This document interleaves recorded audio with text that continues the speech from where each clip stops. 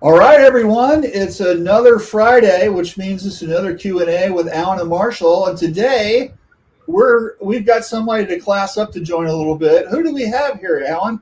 We have the Adrienne Palmer from Screenprinting magazine, editor-in-chief. So, and she does class us up. She makes us look good.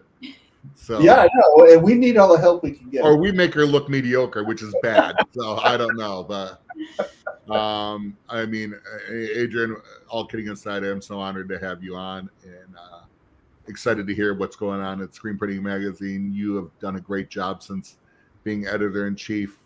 From someone that was a reader way back then to now, I'm loving the stuff that's going on. So it'll be fun talking about it. Thanks, Alan, and thanks, Marshall. I'll come on any podcast or video podcast that says the Adrienne Palmer. It sounds so official. Thank you. You could have put that in there. Yeah, like the Ohio State University is the. That's what they call Richard. Do you owe them trademark money now that we've used the before it? You know. Yeah. I call Richard Greaves that. He is the Richard Greaves. Yeah. Oh, he's going to be on a level of Richard Greaves. That's like. Yeah, he's here, by the way. He's listening. I knew that. That's why I said that. So. Yeah. How far into the show can we get before we mention his favorite book? Do you know what his favorite book is, Adrienne? Profit First, but that's more. Oh, you had your chance. You're the only one in the industry that doesn't know it. And if we can't say it, because Richard, I think, gets commission every time someone says it. So, it's 2 Second Lean by Paul Akers. Oh, I should know that. Yeah. Good. You. Yeah, that's my bad. You know, Richard has a tattoo on his back called, it says 2 Second Lean, I think. Or it's on his shoulder. I forget which one. It's just the I stopwatch. haven't seen it. He told me. No. All right, and Charles is here also. Hey, New Mexico. Hey, Charles, how you doing? Right. So if you're just joining us, we would love for you to kind of sign in and say hello. We always love that, especially if we haven't seen you before. We want to know where you're from. We want to know all about you. And then also, we really need you to do us a favor, which is to share that you're on here and watching the show, because we would like to get more viewers and all that stuff, right? So if you could share that you're watching, that really helps us out. And also, if you're watching this as a recording, because we have tons of people that do that, you can also leave a comment and everything, but just tag Alan and I so we know that you did that, and we can sort it back if you've got a question or anything. So, and then Marshall, one last thing is if you're listening to this on our podcast, thank you so much. A lot of people have started to do that, Alan. It's shocking. I was just going to say that. Please definitely sign in there. Let us know who's listening. Yeah. So that is great. And so some folks are saying hey, so let's say hey to them. So Ghost is here from Sweden. From Sala. Yeah, and Artem is in. Good to see you here, Artem. Yeah. Charlie's in. Good to see you, Charlie. Scott says happy Friday. Thanks. Florida. From Florida. Another Florida person saying hello. Adrienne, by the way, is in Panama City.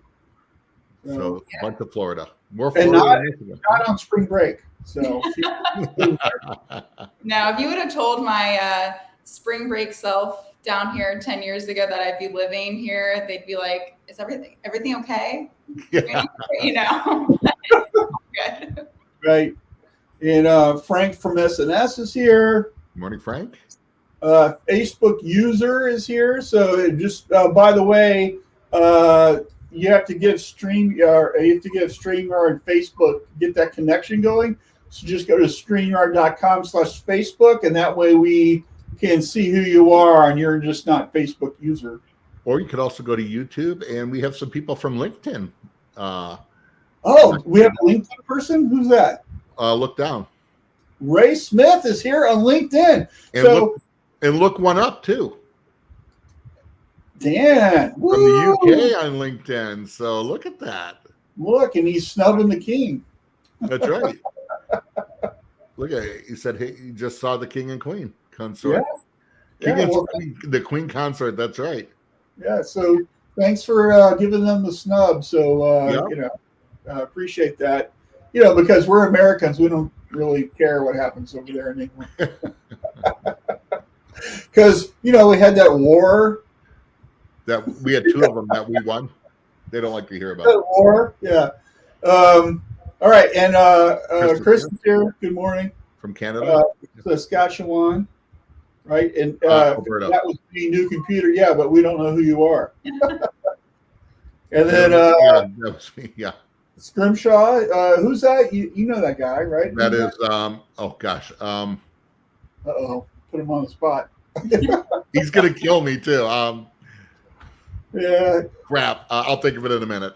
My bad. I can't. He's in Rhode Island. Okay. He's in New Bedford, Mass. He just said that. New Bedford, yeah. Yeah. All right. Well, sorry to embarrass you, but and we have another one. We cannot forget the next one on LinkedIn. Yeah, this is your boss. This is the CEO. This is Miss Ceremony Brohammer. Madam, it's so nice of you to join in. Hi, Sarah. I'm sucking up a little bit right now. She knows that. She's laughing. I haven't really seen you do that much. That's kind of interesting. It's usually in jest. Sarah, last time Sarah called me, I don't talk to her a lot, only if something's there. But one time she called me and she goes, "Alan, how you doing?" I go, "Good." She goes, "Just so you know, I have our HR person. I'm not going to say her name on." She goes, "I have her on the line with me." I'm like, "Oh, this can't be good." And she goes, and they started laughing. They go, "No, it's great." Yeah. And I was like, "Oh, this can't be good." Can I apologize right now for anything I've ever done? Right. So let's get the show going, and I think it might be fun if you haven't met Adrienne or don't know what she does, because not everybody here it has that knowledge, right? So Adrienne, why don't you just introduce yourself, maybe your background a little bit, and talk about kind of what you do every day. Yeah, sure. I am the editor-in-chief of Screenprinting magazine and have been since the spring of 2019, I believe. So a few years here, and I pretty much run the entire operation, our entire brand over at Screenprinting magazine, which is now an all digital edition. We come out 6 times a year, but we have a very present website, social media. We have a podcast, Screensaver. We do 15 episodes every season. So we have 2 seasons out that you can listen to. Marshall has been a guest a few times, actually. I think you have been on the show more than anyone. I'm the reigning champ. Yeah. Yeah. So we cover all things screen printing, really anything that will help you grow your business and grow the industry. And so, the all digital edition, you can subscribe at screenprintingmag.com/subscribe. Screenprintingmag.com is where you can find everything, the podcast we just talked about, links to our social media, the Let's Talk About It webinar series that we complete, sponsored by Rock US, and we cover diversity and inclusion issues within the screen printing industry. And you can find all of our news and new products. And like I said, really anything that will help you grow your business, we're here for you, and we hope to be your resource. There's a really awesome column every issue too. Yes, man, Marshall's screen printing. Yes, Marshall is our regular columnist, the Marshall Plan, and you can read his column every issue. This last issue, Marshall talked about NFTs and what that looks like for the screen printing industry. It's really cool and very exciting. He talked about it at Shirt Lab, and I knew that this is something that we wanted to get in the magazine and get out to you all. So yeah, Marshall's great. And we were just talking about his deadline for the next issue. So the article was really easy to write since I had done a whole hour presentation on it. Right. Anyway, so I'm sorry. No, go ahead. So I have a question for you. You guys switched from having a dual print and all digital a couple years ago. Was that pre-COVID or was that after COVID? When did y'all do that? That was in the thick of COVID. So that was in the summer of 2020. We made the decision. So about a year after I came on board, and I think it has been the right decision. I know everyone misses a print edition, but if you go through the digital edition and you can watch videos within the page, Our ads are so dynamic. You're not having to read every single thing. You can watch or listen. And we were able to add more content to the magazine because we can have more pages. And so, for example, Andy McDougall's column that used to just be one page of just text. Now it's 2, 3, 4 pages filled with amazing pictures. And he also has a podcast that correlates with his column. So it's just much more engaging and dynamic. We've considered maybe having one print issue a year. So maybe look forward to that next year. But right now we're really loving the visual aspect and the dynamic. And we're getting really great feedback from it. So I hope that everyone's enjoying it. I think it was a really good move. And I know a lot of people miss the print, because, we're in the print industry, right? People miss printing. But I think the way people consume these days, and the cost of printing, the cost of mailing, all that kind of stuff, I think it was a really good business decision for you guys. And I really like the fact that you've got more interactive stuff. And I've done videos for you. And in fact, I should probably do more. But, remind me about that, please. And so I think it's just it's really fun. And there's lots of stuff. There's lots more engagement, interactive surveys. And we're going to talk about one here in a little bit, right? And it's just a really good thing.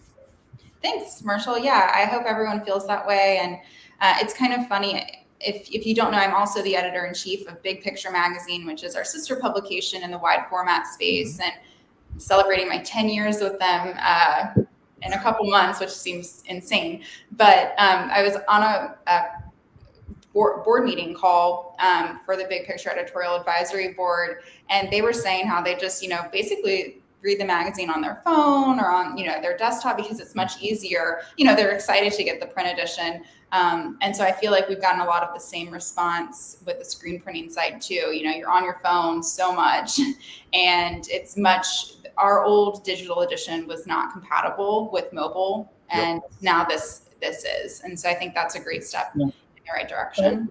I would be curious, our viewers right now, how many of you guys subscribe to Screen Printing? Just check in that you're a subscriber. That would be an interesting little random poll. Well, we have Richard is on the board, as are you, Marshall, so thank you both. And Charlie is a very active Brain Squad. Uh-oh. So just 2 that I saw come through. So thank you for that. Yeah, hey, you're freezing up a little bit, or is that me? Nope, it's her. Okay. Oh. Hey, you're freezing up a little bit, Adrienne. Okay. Do you have tabs open? Other tabs? Yeah, 1 second. Close them all out. Yeah. Uh-oh. Okay. Wrong tab. Well, hey, on that, till we get her back, and she'll come back. Yeah. So we got some more people chiming in here. Oh, there she is. She's back. Okay. I closed some tabs. I didn't want to zoom in. You'd see my face like this again. I see. That's the extreme close-up. Yeah. So great. So Scott says he apologized for missing our call. It's all right, buddy. Just reschedule it. Hey, up above that, Scrimshaw has a sad face. I didn't remember who it is. Shane, I do remember you. I'm just Shane Mackey from Scrimshaw Printing. And it just caught me off guard, man. I am so sorry. I've only known him for 11, 15 years, something like that. I'm an idiot. So we're gonna blame that on COVID. We're gonna blame it on just age. I think it's just age. So and Adam's here from Sandlot. Yep, Charles subscribes. Frank subscribes. Okay, come on, Lever, come on now. Who's not a subscriber? Yeah, thanks, Nathan. Ryan's a subscriber. Thanks, Ryan. So Ryan there you Gilmartin. go. Ryan Gilmartin out of New Hampshire. Ryan and I go way back also. Ryan, can I say how I know? Ryan actually had the very first order for the very first rock machine in the United States. Hey, how about that? He's number one. Yep. And some illustrious salesman sold it to him. Yeah, some guy. Do you know that guy? I am that guy. And he still talks to me. Yeah, good. Hey, so Dan's here. Dan Campbell is always awesome. Always, yeah. All right, so you ready to dig into some topics? Yeah. Let's run our commercial first and thank GSG, and we'll come back with our first topic. Let me get the right thing queued up here. So we want to say thank you so much to GSG for sponsoring our Q&A show. And here's a nice little video for you to dance to.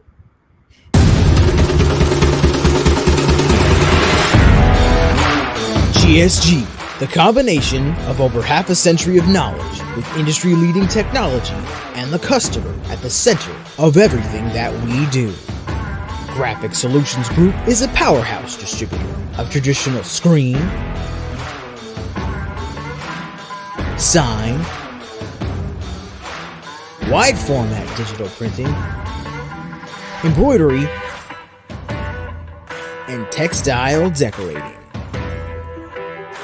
We are committed to our customers, providing support, educational, and consulting services.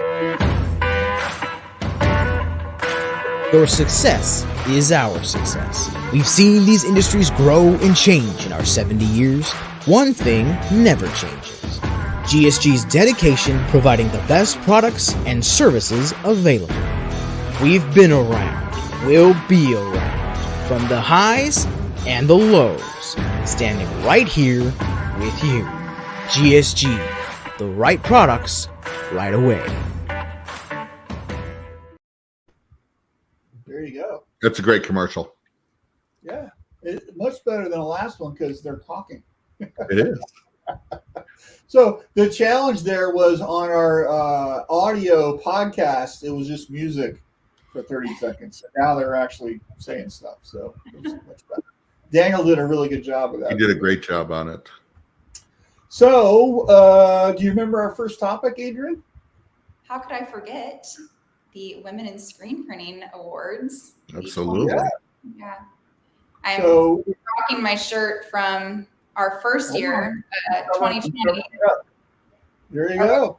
Yeah. designed by Jeremy Picker and actually printed by a winner from 2021.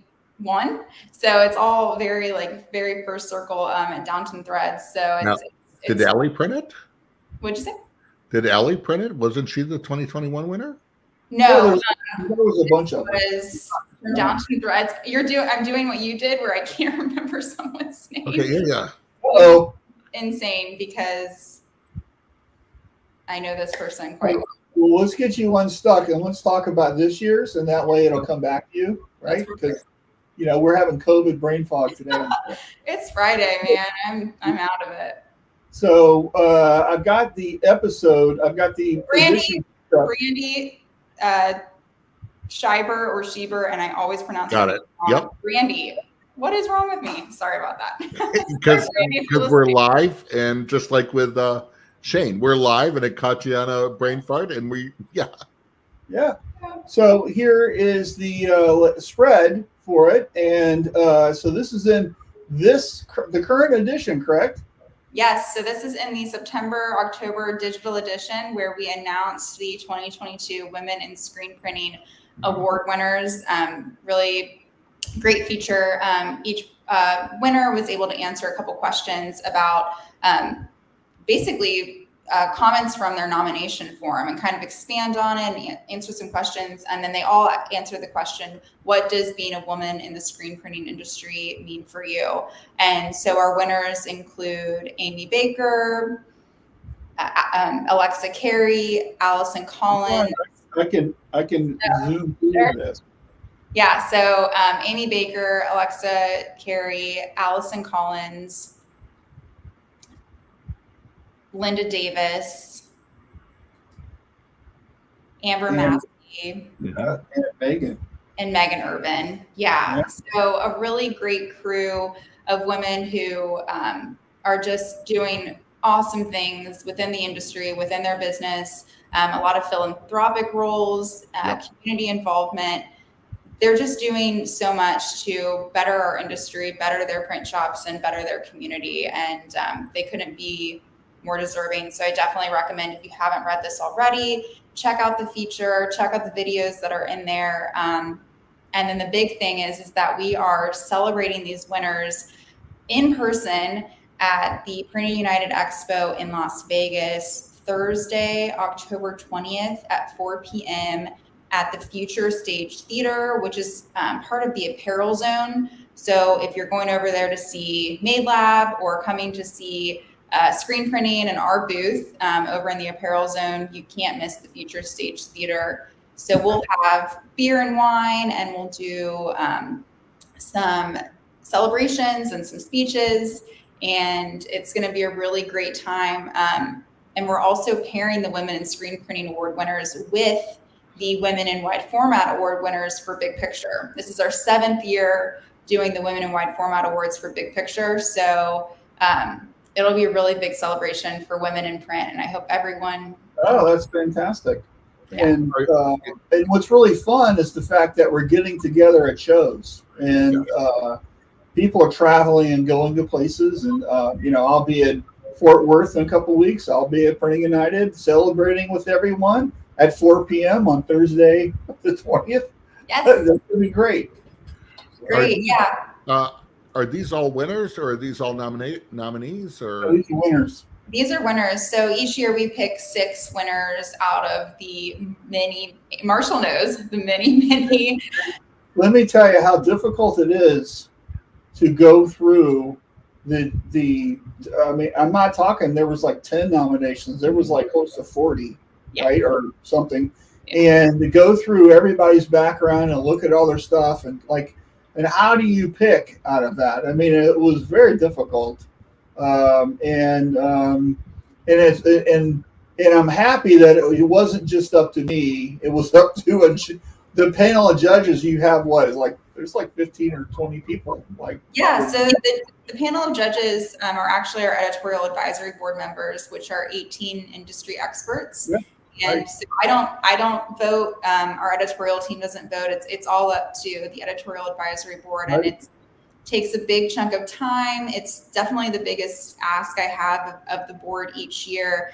And what we do on our end is that someone nominates and answers all these questions about the female, and we then try to do as much research as we can as possible. So within that form, we include their social media, industry related social media accounts, any YouTube pages they may have, any news articles, anything we can to really make sure that the judges have enough information to really get a well-rounded idea of who the person is.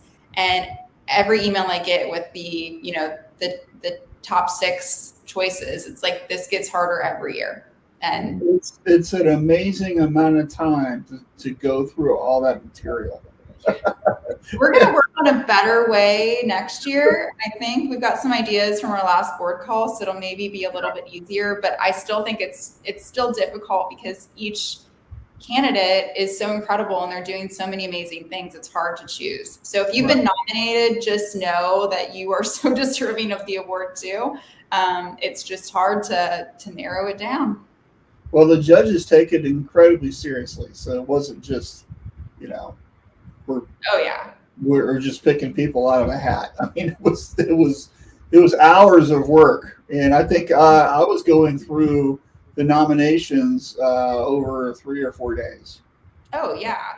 Going through it. Can I get more time? And everyone has their own way of figuring it out. They print it out or look it on their computer. It takes a long time, and I'm so appreciative of the board to do this because it's a lot. So let me ask you something, and I'm not trying to put anybody down or anything, but why do you feel that we need these type of awards? There has to be a purpose behind it. Can you elaborate on that a little bit? Yeah, I definitely don't want to have these awards forever. I mean, the goal is to not to have them, but I feel as though we need to. I think it is created a conversation that needed to happen within the print industry. As I mentioned, we started the Big Picture Women in Wide Format Awards 7 years ago because we were not seeing as many women as I believed existed in the industry at trade shows, as speakers, winning awards, being in magazines, things like that. So we wanted to recognize them and then create this network of women to be involved in bigger things. And that's what I'm seeing. I don't want this to just be we do the award once a year and that's the only time we have women involved. Because of this, I've gotten to know so many more women in the industry, and then they're bringing in more women, and now they're speaking on panels that aren't just women in print, and they're part of, as I mentioned, our brain squad that we'll talk a little bit about. They're part of our advisory board. They're getting the recognition they deserve and creating a community and a conversation that's needed in the industry, because the recognition is one thing, but the action that needs to be taken by all of us to not speak to someone in a booth and think that they're not the bread maker, the person who's going to make those big time decisions just because of their gender. We need to have bigger conversations at trade shows to have more women represented as speakers. So it's like we do this thing as a big celebration, but the more important thing is to make major changes in the industry so that we're all on a level playing field. Absolutely. Yeah, and I really like the award. I think it really celebrates some fantastic people, and the people that aren't award winners that were nominated, they're just as awesome, right? There isn't, hey, those people are less than. It's like, no, we had to narrow it down to 6 people, so it was really difficult to do. And I think just being nominated, like, there's some value in that, right? And it's kind of like the Academy Awards where there's, the 8 movies. They're all really great movies, but there can only be one winner for Best Picture, right? So, and I don't know. So, we had Amy on our show. Yep. A month ago. When was that, Alan? Yeah, a few weeks ago. Yeah. Yeah, and and I know Amber, and I know Megan, right, from Shirt Lab stuff, and so it's just a lot of really dynamic folks here, and I'm really happy and proud for them. So good job to all the winners, and actually everybody who got nominated. So congratulations. Absolutely. And Amy is so great. Amy Baker. I served with her on a decorators committee, and got to know her then. And of course I know Megan, who is the most talkative person in the industry. No, she's not. I think so. She's the silent ninja. She. There's a nickname they have for her that's really funny. But yeah, we talk about it in the future. Yeah, it's the ninja. Amy and I were talking, and while she's very proud of the award, she goes, when she was on the show, she told me later, she goes, I love that we discussed it as a business and not just a woman's business and stuff. She goes, because I've never felt that. And that's the attitude that needs to be happening too, that these are just successful business people. Right. Yeah. So great job, Adrienne. I'm so excited for everything that's happening with the Women in Screenprint Award. And not just here, there's some other things going on. Christine Sharif has a women's podcast and stuff. So I think group. Yep. I just spoke with Christine yesterday. She asked if she could get the emails for all of the 6 winners from the awards because she likes to get them on, her podcast. Sure. And I'm like, yeah, absolutely. I love that because the more awareness and recognition of not just the awards, but what these women are doing, again, just successful business people in the industry. That's the goal, Yeah. Really cool. And last year we had we had a whole shirt lab on women in the industry, and that was really a lot of fun to put together and have and get the engagement, and really I think it was a lot of fun. We had breakout groups and discussions and stuff, and that was a lot of fun, and it was just a very interesting thing, and I'm very curious, just from your perspective. There are so many more men that are business owners than women, right? And it just skews that demographic. And Why do you think that is? Well, if everyone would like to read Marshall's column from last year, the August-September issue, you can really dig into that question. But I'm asking you, Softball that one right up, Marshall, didn't you? why do you well, this is a discussion show, right? Why do you think there are more men that start a business than women? Why do you think that is? Just curious. Yeah, I mean, I think it's a deeper, bigger conversation of just gender roles in our history. I mean, women just became part of the workforce, really, if you look at it, not too long ago. And so I think it's just more of gender roles that need to be reversed and flipped and figured out. And I think that if you look at genders and you look at the history, maybe you can say that a male is more of a risk taker. I don't think all male are risk takers, and I don't think all females are not risk takers. But if you look at it historically, you can maybe dig into that data and dig into the statistics and see if that's something like that. Also, men make more money. And so if you already have some cash to start a business, it's going to be an easier route for you to take, which is part of kind of that risk taking factor. So I think it's changing, but I just think it's a historical thing that takes time to reverse and change. And I do think the pandemic opened up a lot of doors for people to realize that this isn't what I want to be doing, and I'm going to make those changes. And I think we're going to see a lot more women decide that the corporate life isn't for them and they want to start something new, and also that they don't necessarily have to be the one at home, which has been, historically. Or you can run your business from home. I mean, during COVID, there was a gigantic spike in business licenses. You can look that up, whatever state you're in. You can look to see how many business licenses were applied for. And following COVID, in some states, it was almost double. Yeah. Right. And it's just because everybody got laid off and they decided, you know what, I'm going to start my own business doing whatever that was. Right. And it's very interesting to see. Very interesting to see, from that a couple of years ago, how many in 2025 or 2026 are still around. I think that's what's going to be interesting. And a lot of people are like, where did our workforce go?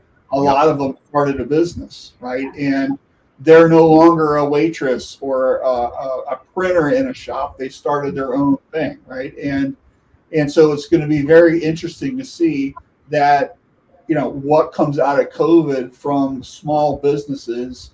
I'm very and we're going to talk about a survey here in a minute, but one of the survey questions I hope is, did you start your business after COVID? That would be a very interesting question. And just before we get off the topic of this, I think that having the awards, I think the younger generation, whether you're a male or female, they're seeing the success of business leaders that happen to be female. And I think that if I was 18, 19, and I saw these successful women, and I'm a female, and that's like motivation for me. I'm learning their stories. I'm seeing how they got there. Of course, it's not always an easy road, but it's like, okay, I can do this because I see myself in this person. And I think prior, in a male-dominated industry, which print is, but most all other industries are as well, you're not seeing yourself, whether you're a person of color, you're a female, you want to see representation. And I really think these awards help that. It would be interesting, when I started in 87, I'm thinking now on this of the women that were in the industry I would love to get a perspective. A lot of them are retired now. What it was like then compared to now. And for me, it's only on the print side. One was editor of Screenprint magazine, Susan Vanel Fresca. Sue was amazing. And, I never looked at her as just a woman in business. She had a career in autotype and stuff. She was just a smart lady. And, as a young salesperson, she was a tough businesswoman. So, it'd be interesting. Nancy Gray, who just retired, some of them, it would be interesting to see, their perspective on it. Yeah. I know Sue's very retired and stays out of the industry. Richard still talks to them at times, but yeah. So got some great comments here, right? And so Charles, Meg won this year. Yep. Cal says, good morning. Good to see you, Cal. Cal. Dan says, winning awards tells people you know what you're doing technically. In the end, we all know most of the decision-making from our customers is based on price, timing, who can do it, and relationship. But having industry recognition does say something to the customer. It does have value. Yeah, well said, Dan. Yeah. Ray says, love more women in the industry, brings the intelligence average up quite a bit. Amen to that. I nominate Nancy Brown Woolflex for Women's Screenprinting Hall of Fame since retired. There's another one right there. She was with Woolflex for Ray. How long? Yeah, 30 years. Nancy's incredible. She was incredible. Yeah. Yeah. Is Greg still working? Greg's still with Avian, I believe. Yes. Okay. Gosa says in Sweden we have track records of women running a book printing shop 1816, so they have the head start. That's great. And Dana says Brenda McIntosh. I don't know who that is. Nominated next year. Huh? Nominations will go live probably in May or June of next year. So don't forget. Great. And I always found, and I've told Marshall this and some of them, is someone in sales that when I send across the desk for a potential client, female clients are always harder. Like I cannot read them at all. They're always seem more confident and more there. And I feel like they can just see every weakness I have. So they've always been more because women can they can spot your bullshit. That's the problem. They do. Yeah. Which I don't do that anyways. I don't have anything to do, but yeah. But they've always been, incredible. The ones I've sat across from. Yeah. All right. Hey, let's switch topics here. So let me get this queued up. Whoop. And that is there's a survey that you're doing. So why don't you talk about that a little bit, and then I'll share the link here. Yeah. So Screenprinting Magazine and Big Picture Magazine, we partner with Keypoint Intelligence, which is a research group. We love working with them. They're awesome. For the 2022 Apparel Decorators Industry Profile Survey, I work directly with Johnny Shell, which I know everyone is very familiar with. He's at Keypoint now. And so the survey will be running through the end of October, and it asks pretty much anything and everything in terms of, there isn't a question specific to did you start your business after COVID, but we have a question, when did you start your business? How much money are you making? Are you looking at purchasing new equipment? What equipment are you purchasing? What equipment do you have? What inks do you use?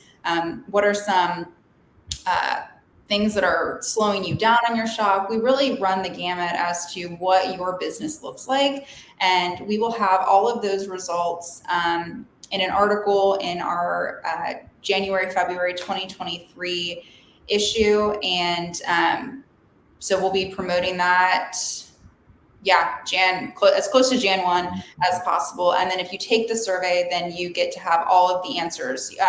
You're not going to see your name in there. We remove all of that information, but you're going to be able to see all of the data instead of just getting that feature article if you don't take it. So I definitely recommend taking it. It'll probably take 15 to 20 minutes of your time, depending on how many questions you get to. Some you won't get to the next question if you answer no, for example. So it may take some longer than others, but it'll be really helpful to get these questions answered from the industry. And of course, we want to get as many people as we can to get answers, so it's as diverse and filled with everyone in the industry. So is it only about printing? Is it about embroidery or digital, or does it matter? Yeah, we have questions about embroidery, DTG, screen printing. So basically, if you read the Screenprinting magazine, if you're in this industry, it's for you. But it wouldn't be for, say, a wide format screen printer or a commercial printer. It's really for apparel decorators and screen printers in the industry. Well, I would champion everyone that's listening to take the survey.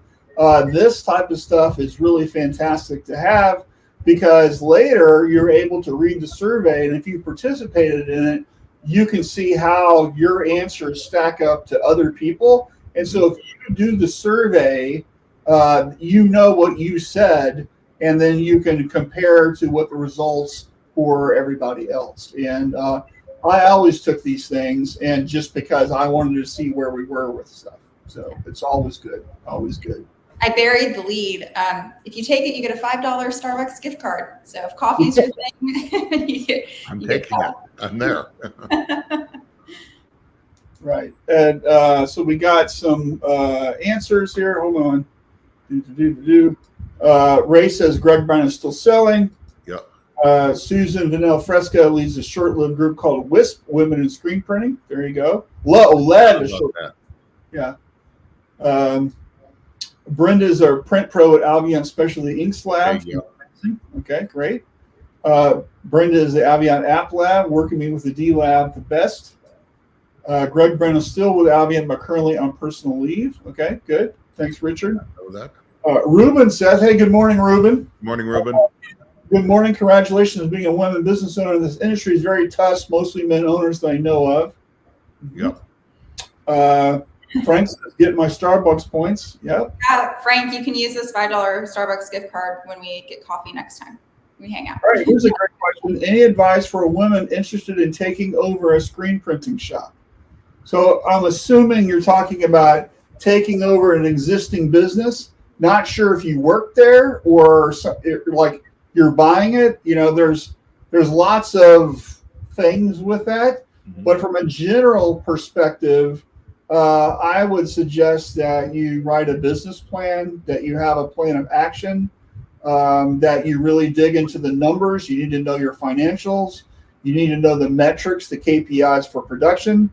You need to look at your training. You need to look at if you're taking it over, what type of debt is on the books. You need to be looking at any landmines that are kind of hanging out there. Because they're not going to be maybe right there in front of you. So you got to dig a little bit. Always use somebody who knows more than you, an attorney, an accountant, somebody like Rock LaManna, for example, who could do a proper valuation on the business and give you the insights because these people see everything, right? Also, I would look at it if you're looking at the equipment, the preventative maintenance on the equipment. There should be logs for all that. You should know all that kind of stuff. How many impressions are on that press, that type of stuff. And then also, what is the IP for that business? Do they own any trademarks? Do they own any contracts? Like, what are you getting when you take it over? There's lots of stuff you should be looking at. If you need help with that, raise my hand. I can help. Right. So I would also say that Brandy from Downtown Threads, who I mentioned earlier, who is a Women in Screen Printing Award winner, she owned a donut shop before purchasing Downtown Threads. And so she would be a great resource, someone to talk to who did this in the last 5 years. She actually was a podcast guest of mine, Screensaver Season 2, about coming into a business and not really having any of a screen printing background. So I definitely would take a listen to that episode. And then if you want, you can reach out to me and I can get her contact information over to you, because I know she'd be definitely willing to help answer those questions. Mm-hmm. Good. Awesome. I'd like to add too that, and I don't know who this is because it's just this Facebook user. Anybody that's taking over a shop, if you currently work there, you're going to want to think about your new role on doing that compared to the other employees too, because now you're in a new role. You're going to have to look at it different instead of just these are your workmates, these are your friends, because you can't really be that anymore. You've got to be the owner. You've got to be the production manager. And, what is the culture there? What can be changed? And, you're going to have to really look and think about, who might be a problem, who might be a team player and such. That's a tough thing.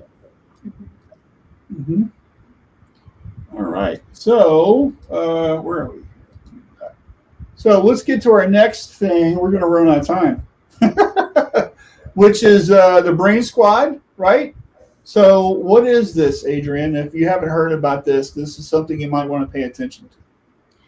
Yeah, so the Brain Squad is our monthly survey group, and you can join at screenprintingmag.com/Brain Squad. Marshall is an active member. Thank you, Marshall. And so we ask questions that really run the gamut of all kinds of things that could be happening within your business. Questions about marketing, questions about technical things, business one-on-one tips, accounting. We really ask all these questions that are related to the industry, and you get to not only take the survey, but when you're done, you can see all of the answers. And then we use a lot of the answers for content for the magazine, and also really just to see, get a pulse of what's going on in the industry. And sometimes we have fun questions like this last survey. If you were to have a reality TV show based on your business, what would the name be called? And so there's some pretty fun ones there. So there's some fun mixed into it, and there's some really hard-hitting questions. And what we found is that people really love to see what other people are doing to get feedback and to see what they should do in their shop. So definitely join at screenprintingmag.com/Brain Squad. And I say this to the screen printing industry. No one wants another shirt, but we will be rolling out Brain Squad shirts later on in the year. So once you sign up, you can get a fun shirt and maybe rock that at the next trade show. But yeah, Marshall, you're in it. So maybe if you have any other comments. It takes like 2 minutes. It's easy. So yeah, that data is really helpful for us, and it's helpful to the people who are involved, and we use it for industry content. So if you've been reading the magazine, you've probably seen a lot of things like, do you or don't you? Do you still have a landline phone? And then people leave comments and say, well, no, I use Google Voice, and maybe someone's never heard of Google Voice. So it's really great information. And then I think I'm reading in the comments something about glasses. I'm so far away from the screen right now, I can barely read the comments. And I think Ron Goodwin said I don't need glasses. Ron, I'm basically blind. So I do need them. They're talking about something. Oh, yeah. So, this is the comment. Do Alan and Marshall have the same glasses? We don't. Adrienne a pair. Did she miss the memo? These are available at the Q&A with Alan and Marshall gift shop online. You can get them. Yeah, they're branded. Yeah. So.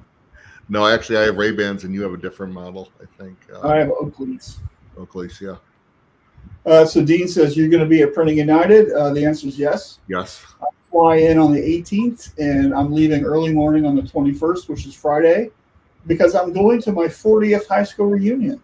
So heading down to Tallahassee that weekend. And as everybody knows, when you fly from west to east, it's all day fun. I get in on not on the same day, but not the same time, more that afternoon, and we'll be leaving Friday afternoon. Yeah. So before we run out of time, and let's go and let's talk about the Pulse magazine. And we wanted to highlight something that you're very familiar with here, Alan. The Blue Water Labs screen automation cleaner. So let's check that out, and why don't you tell us a little bit about it? Yeah, and first of all, I'm going to have to do the disclaimer. Marshall picked this and just told me just before we started, so I had nothing to do with it, and not because my boss is watching either. Blue Water Labs is a new a newer company in the industry that manufactures automated screen reclaiming equipment. Of course, GSG is one of the proud dealers of it. And this auto screen is just like Marshall and I talk. If you can automate anywhere, everywhere, do it right now. Labor is, king right now. And so if you can do it, do it. This actually is one of the few auto reclaiming machines that will actually reduce your chemical usage. It can be proven on it. It is used in a different method. And it is going great. There's a couple people that have been on that have one. There is a very large one that was installed yesterday and today in Chicago, and we're real excited about it.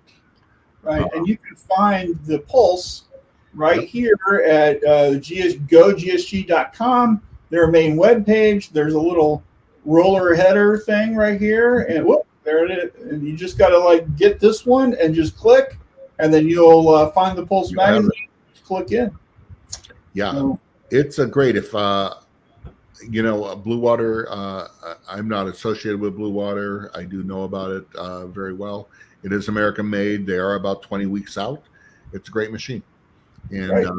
very, very excited about it. They have the very first one in the Midwest, but there's quite a few in California. In California, they have them. Quite a few in Texas, in Vermont, out east, in the Carolinas, I believe, and Georgia. So, yeah, they're all around. So Dean's got a question about the Brain Squad. Is it open to DTG related questions and suggestions, or strictly screen? Must have a squeegee. No, I'm kidding.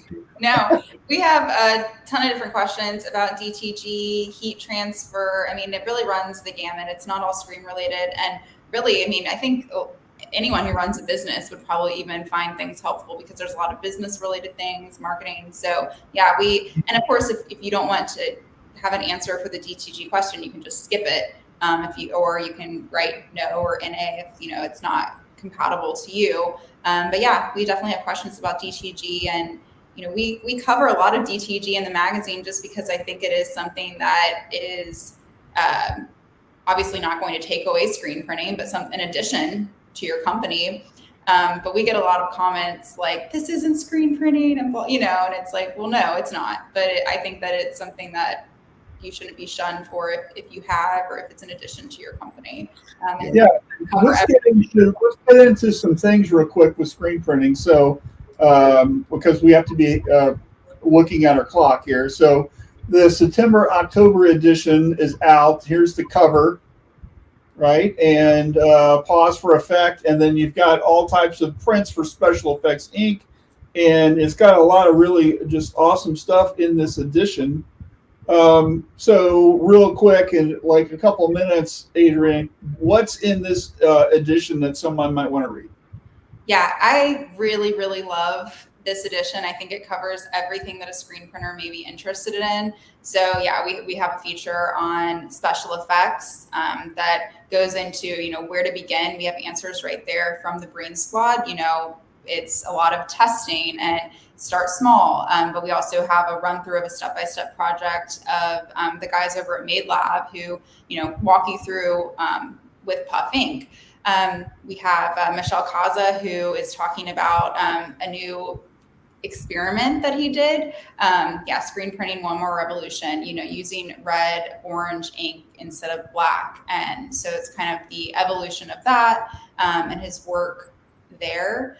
We have Adrienne, was that article not just Michelle? That was Quan out of Vietnam also. Yeah. Yes. Yeah. So it's kind of like a dual article there.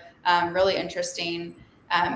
We also have the video and a companion article to the Let's Talk About It webinar series. And this webinar is incredible. I really urge you to watch it and then read the companion article about hiring people with disabilities. As you can see, we use Brain Squad content here again. Do you currently employ people with disabilities? What's stopping you? What are some of the barriers to doing this? And we have resources for anyone who's interested in hiring people with disabilities. Of course, the Women in Screen Printing Awards feature that we went through earlier. Marshall's awesome column on NFTs, Andy's column, which scrolls down, and he's talking about a ton of different stuff. And you can also listen to his podcast where he interviews a few different people, and he's got 11 episodes out so far. So I really urge you to take a look at that. But yeah, we also interviewed a print shop that hires someone with disabilities and also, brings in his daughters to work. And it's a really cool story about what they're doing over there. Interviewed the guys over I'm doing really bad. Sam and Gabe, who are at Anchored Prints, and they are doing the M&R versus Rock YouTube video comparisons. Right. And so we have an interview with them to see, what's the purpose of doing this? What's the feedback you've received? Where can you watch these videos? So yeah, I'm missing a ton of stuff, but it really runs the gamut on cool things that you can be doing within your business and within the industry. Yeah, well, that's great. Got a great. Ray says, "See us in Vegas." Thanks, Ray. Ray. And Ruben says, "Question for Alan. I know we talked about this before, but I'm about to make the switch. Will 701 replace my Last Step pink stuff by CCI?" The easy way answer, because my boss is listening, is absolutely. Let's get a little bit more technical. It could. You have to look at why you're using pink stuff, and just so everybody knows, pink stuff. It's a great product made by CCI. There's some other ones like it. It's a degreaser with a grit in it. The problem I have with it is that as a stain remover, you're actually sandpapering the image off of your screen and scoring your mesh and weakening it a little bit. It is non-caustic, so it's not harmful for you or anything. And it's a good product as a degreaser and stuff. But if you have stains, I think you have to look at why are you having stains. There's either a couple ways. One, you are using a hot solvent, screen opener, spirits, something like that, with a low flash point that is causing your plastisol to stain, or you're using an inferior screen wash that is not quite taken out all the ink. So yes, in that way, and I just saw Sarah just sent love hearts and all that. But with that saying, 701 is a premier screen wash and stain remover, non-caustic. So Ruben, yes, it should in most cases. I'm never going to say 100% on everything. The good thing for you, Ruben, is you're in Oak Brook, Illinois. We've talked. I will actually be in Chicago next week, so let's set an appointment and we'll come by and do that. But yeah, it should. And I'm all about not just getting, CCI's competitor. Yes, I want that business. But, anytime I can bring somebody from using 3 to 4 chemicals down to 2, that's just better for everybody all around. Yeah, good. All right. So, Ruben, and we got last minute topic here. That way we get them all in, which is business related topics. And before the show, we were talking with Adrienne about maybe, what do we want to talk about today? And one of her comments is that she's getting more and more questions and responses about non-printing things, but how do I run my business better things, right?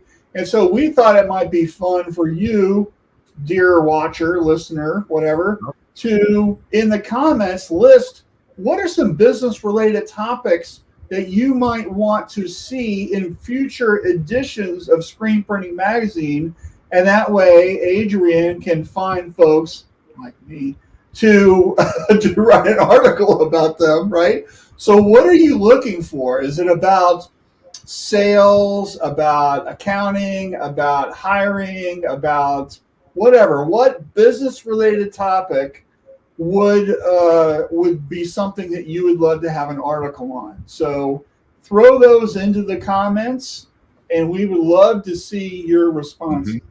Yeah, we're working on our 2023 editorial calendar right now. So Yes. we definitely want great ideas, but it is interesting. When I speak with a lot of screen printers, it's especially kind of ones who are just coming into the business. They grew up screen printing. They know how to screen print, or, they can figure it out, but it's the business related stuff that they just don't know. They're like, do I hire HR? Do I hire an accountant? What do I do to actually run this business? And then, of course, there are labor issues going on right now. So I will ask a question unrelated in the brain squad, and someone will respond, well, it doesn't matter because I can't hire anyone, So that seems to be such a big issue. So how do we better, retain the employees we have? Does that include, training? So yeah, there's a lot that people want to know that's just apart from the technical aspect of the job. Right. There's just this so wide open. And by the way, this is the sole reason why we started Shirt Lab. Yeah. This is right up my alley, and and Screen Printing does a great job supporting Shirt Lab. So Yeah. But basically, anything you write in the comment, I'm just gonna have Marshall copy and paste, and that'll be his editorial calendar for next year. Yes. Woo! I love you. So Sarah says CRM software options in today's market. Good one. Love that. Yep. Analysis of what's the best ROI on ad spend for all web-based platforms, specifically for the apparel decorating industry. That would be great. That sounds like a survey. Yeah. Yep. Because I think it depends on what platform, what market, what are you doing? You know, there's a lot of meat on that bone, Dean. Yeah. So we'll love keep the comments coming. We love that, right? So, Al, what do you think, just off the cuff, would be your top idea, business related topic that should be focused on? How can we use more reclaiming chemical? No, I'm kidding. You know, I am such a fundamentalist on everything I do technically on there. I don't think we can't beat the drum enough of writing proper business plans. You know, making sure you have accountants. Wait, that's you stole my idea. Yeah, well, because I don't know anything business related. I'm just a sales guy. Just parrot what Marshall says, and so now he has nothing. No, but you know, there are so many people still on writing a business plan, on proper accounting practices, and then proper SOPs, not just in the production side, but in your business part. That there are SOPs for doing things. How are you running your sales orders and getting them in? You have to happen that. And, as Ron says, sales, nothing happens without a sale is true, but nothing happens without a profitable sale, because companies are not grown by sales. They're grown by profit. And we can't stop beating that drum enough, because like we said, we are such a business and an industry that people start small in their house on there and grow. Sometimes it's such a big animal, by the time they do that, it becomes bigger than it is. And we have to start doing that. And part of that is an industry, I've been part of this too long, where you make the sale and you forget about it. And the last 15 years of my industry, of my business, in my career, I've been telling people I'd rather you not buy equipment on there until you have researched it, done it, and get trained, because one, it's going to bring you over that learning curve where you are profitable quicker, and two, that way the last thing we need is used equipment in this market, another industry down, and that person hating me, the industry, and everybody else in their life. I think we talked about that at Shirt Lab a little bit. Instead of buying a new piece of equipment, maybe just add another shift. Oh, absolutely. Yeah. So it's like there's so many different ways to go around it, but I keep plugging Marshall, but he did write a really great column on, the steps before purchasing equipment. And so I think that definitely take a look at that. If I remember, part of that was saying, why do you even need it? Yeah. Right. And there are so many people now that talk about that if they had to do it over, they wouldn't even print, they would just broker it out. And there's a way to do that. You can do that well, or you can do it lousy and still go out of business. So I think there's some pitfalls there, and anything in business is going to have pitfalls.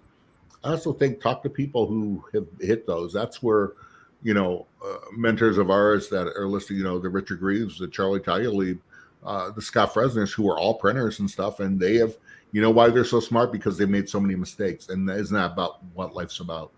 We're not going to learn anything from history if we don't learn from history. I think Richard's going to correct me, but there's a quote that he uses all the time is experience is what you get when you don't get what you want. Oh, yeah. Yeah, something like that. Richard, what is that quote? Who said that, Richard? It was Alan Howe. No. It'll come. Hey, here's my turn to not remember who said something. So yeah, exactly. So now I'm sure it's Paul Akers. We're 3 for 3. It wasn't Paul Akers. It was Oscar Wilde. That's who said. Oh yeah. So a couple of comments here. Business plan projections. How do you account for them if you don't have multi-year contracts? Right. Well, that would be an awesome one. Yeah. Ron says profit first. Everybody should read the book. Yes. And Richard says Oscar Wilde. See, there you go. I was right. Love it. I love being right, because sometimes I'm not. And that's okay. So, all right. Well, hey, that was a quick hour, right? So Adrienne, what are you doing this weekend? You live at the beach. Is the weather nice? So you guys got some stuff going on? Yeah, the weather is beautiful. So I think I'm going to end my day reading a book by the beach. That is my goal, to have some beach time this weekend. We were out of town last weekend. We were at the beach. We were down in the Keys, but nice to be home and at the beach too. Yeah, right.